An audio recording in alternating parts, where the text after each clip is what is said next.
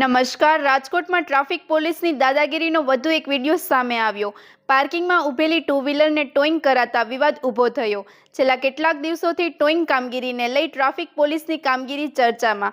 રજૂઆત કરવા ગયેલા એડવોકેટ પર કાર ચડાવવાનો પ્રયાસ થયો હોવાનો ગંભીર આક્ષેપ. આ મામલે એડવોકેટે પોલીસ કમિશનરને લેખિત રજૂઆત કરી ન્યાયની માંગ કરી. વધુ સમાચાર માટે જોડાયેલા રહો આરપી ગુજરાત ન્યૂઝ રાજકોટ. મારું નામ એડવોકેટ અભિષેક શુક્લ છે.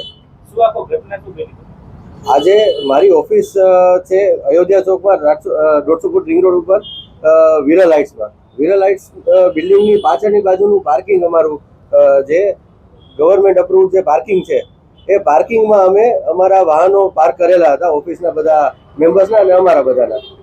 તો ટ્રાફિક પોલીસ એ વાહનો ગેરકાયદેસર રીતે પાર્કિંગના વાહનો ટોઈંગ કરીને લઈ ગયા. અમે ઘણી બધી રજૂઆત કરવા માટેની અને રિક્વેસ્ટ કરવાની પ્રયત્ન કરેલા, પણ ટ્રાફિક પોલીસ સાંભળ્યા વગર ગાડી હંકારી મૂકવાની ગણતરી જ.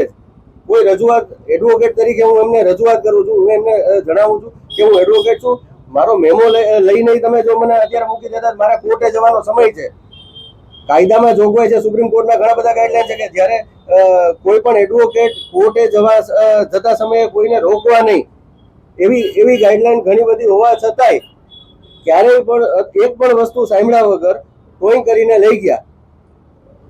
પાર્કિંગમાં પડેલા વાહનો પાછળની શેરીમાં એવી શું જરૂરિયાત આવી કે આ 5-6 સ્પેસિફિક વાહનો જ ઉપાડીને લઈ જવા? એ સિવાય આગળના બિલ્ડિંગમાં, એના પછીના બિલ્ડિંગમાં ઘણા બધા એ જ લાઈનમાં વાહનો પડ્યા હતા. 4 વાહનોથી ગાડી નથી ભરાઈ ગઈ. એનું પણ સીસીટીવી અને બાકીનું બધું રેકોર્ડિંગ છે મારી પાસે. એ રજૂઆત કરવા હું સીપી ઓફિસે હાલ જાઉં છું કે પાર્કિંગના પડેલા વાહનોને કેવી રીતના કાયદાકીય રીતે ટોઈંગ કરીને લઈ જઈ શકાય. આ જો એડવોકેટને આ પ્રશ્ન થતો હોય તો જાહેર જનતાને કેટલી બધી મુશ્કેલીઓ વેઠવી પડતી હશે. ગાડીમાં વાહન ઉપર બેઠા હોવા છતાંય ટોઈંગ કરી લેવા, આવા ઘણા બધા બનાવો અમારી સામે આવતા હોય છે. ઘણા બધા અસીલો કહેતા હોય છે 4 વ્હીલમાં બેઠા હોય એમ છતાંય સીધા લોક મારીને વહી જાય છે. કઈ રીતના પાર્કિંગ કેને કહેવાય?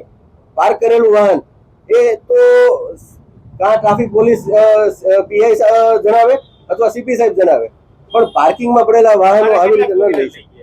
અત્યારે અમારી ઓફિસના 3 થી 4 વાહનો અત્યારે ટોઈંગ કરીને ક્યાં લઈ ગયા છે એ પણ અમને નથી જણાવ્યું. અમને એવું કીધું કે તમે તમારી રીતે રજૂઆત તમારે જે કરવી હોય કરજો. અમારી પાસે વિડીયો પણ રેકોર્ડિંગ છે. ઘણી બધી રજૂઆત કર્યા સિવાય સાંભળ્યા વગર વાહન હંકારી જ મૂક્યું છે.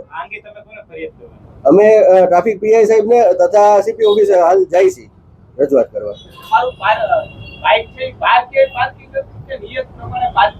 બિલ્ડિંગનું અલોકેટ પાછળનું જે પાર્કિંગ હોય કાયદાકીય રીતે, એ પાર્કિંગમાં જ અમારું વાહન હતું. કોઈ રોડ ઉપર કોઈને અડચણ પડે એવી કોઈ પણ જગ્યાએ અમારું વાહન હતું જ નહીં.